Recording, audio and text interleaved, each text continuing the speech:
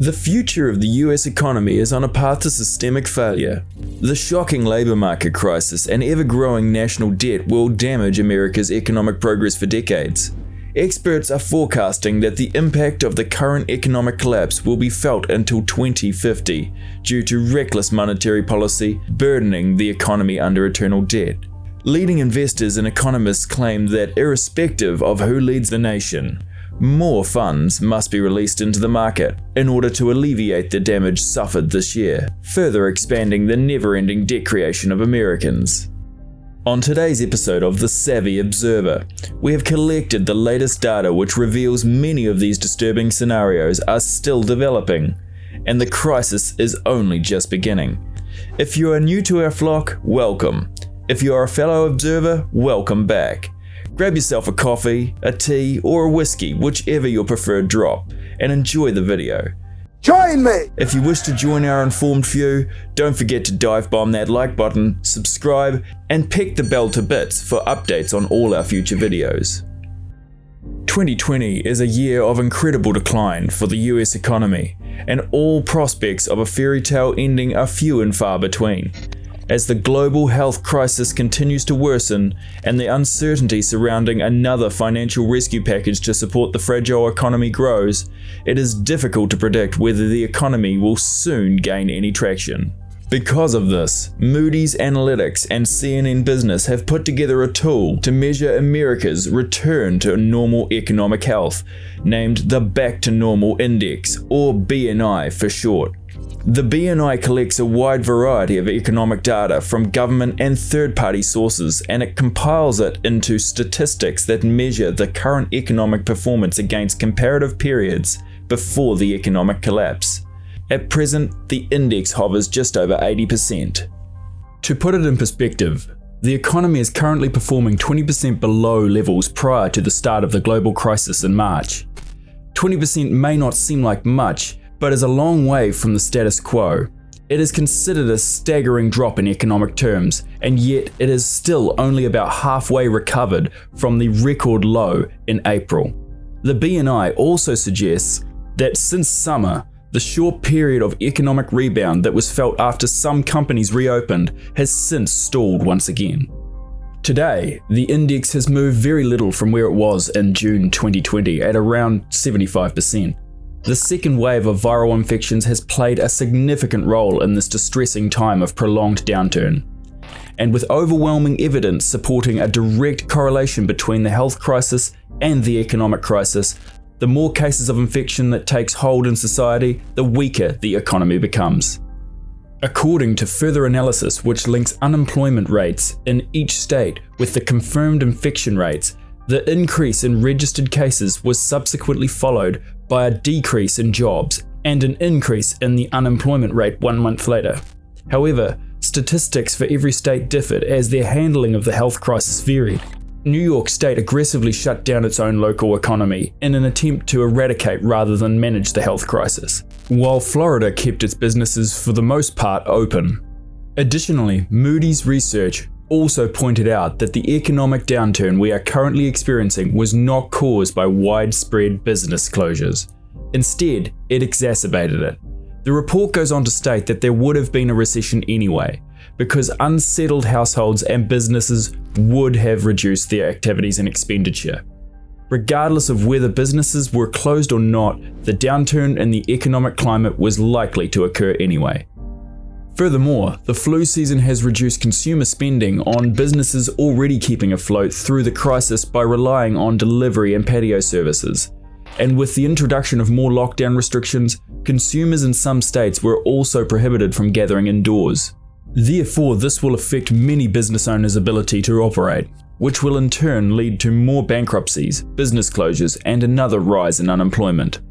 Last month, before the government-mandated closure of all businesses, the economy was down 10.7 million jobs from February, despite almost half of the 22 million jobs lost in the crisis having been reinstated.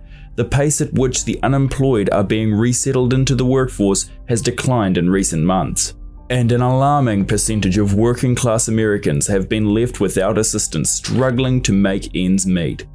At the same time, more and more workers are exhausting their state benefits and have resorted to relying on alternative government programs. These are alarming signs highlighting that the walls are closing in on the US economy. Mark Zandi, the chief economist of Moody's Analytics, claims in order to save the economy from a meltdown, the Federal Reserve must print more and more money to keep the markets active and the US financial engine turning, which will help to lessen the economic impacts of 2020. The US has little choice but to provide substantial additional fiscal support, including more aid to the unemployed, additional financial assistance for small businesses, airlines, state and local governments, and many other agencies. Without this vital injection, the already fragile recovery could unravel, and at present, any such agreement has yet to be reached. Adding salt to the wound, the constant need for ongoing federal assistance will only lead to a never-ending cycle of debt in the US economy. The current monetary policy is essentially morphing into a black hole in which the US is spiraling closer and closer toward the center of as the health crisis worsens. Making matters worse, the unprecedented amount of unfounded cash injected into the markets has not only enabled investors to conduct greedy behavior since they know they'll always be saved by the central bank, but it has also exacerbated the level of national debt. Despite America's woes, the country is far from alone in this once-in-a-century economic crisis, as several other global superpowers share the same challenges and debt crises. With the rapidly increasing accumulation of debt globally, the foundations of the next global financial and economic crisis are being paved day by day. Experts are claiming no matter who leads the nation, the US will not be able to avoid a policy of growing debt in the current climate. Economist Dambisa Moyo revealed her findings in a recent publication that the next US government may face an international debt crisis which could make the 2008-2009 global financial crisis look like a mere blip by comparison. A substantial increase in spending to alleviate the impact on national health and the economy has brought the total national debt to more than 100% of GDP.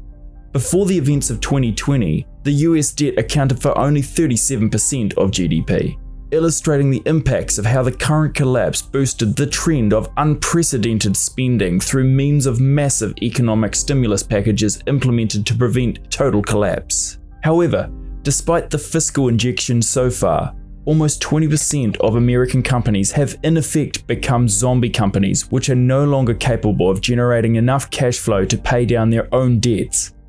To avoid a damning recession, the burden caused by the unprecedented debt plaguing the United States and the global economy will need to be addressed.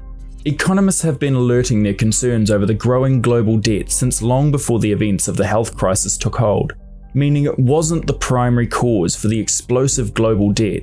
Instead, it was merely throwing gunpowder on a fire that was already raging. Most concerning is the rise of China's role as an important global creditor. This adds a geopolitical dimension to the concerns over debt, with China being the primary foreign lender to not only America but many emerging economies. The Chinese government would have substantial leverage in cases of providing support to countries in need. The Congressional Budget Office, CBO, recently released its forecast of the United States public debt for the year 2015. It revealed a damning outlook for the US economy, showing a nation condemned to a heavy reliance on debt, which could trigger a global economic collapse in the next few years. The projections also point to a high probability that America will enter the first half of this century with a public debt equivalent to 195% of its GDP. Furthermore, with the International Monetary Fund indicating that the global economy will shrink 4.4%, the likelihood any countries could simply grow their way out of debt looks improbable. If leaders around the world do not curb the trend of their nation's mounting debt, governments worldwide could be adversely impacted in their ability to urgently respond and address concerns such as public health, economic recovery, and climate change. The possibility of a severe global debt crisis could be disastrous, not only to the entire world's economy, but also to the progress of mankind itself.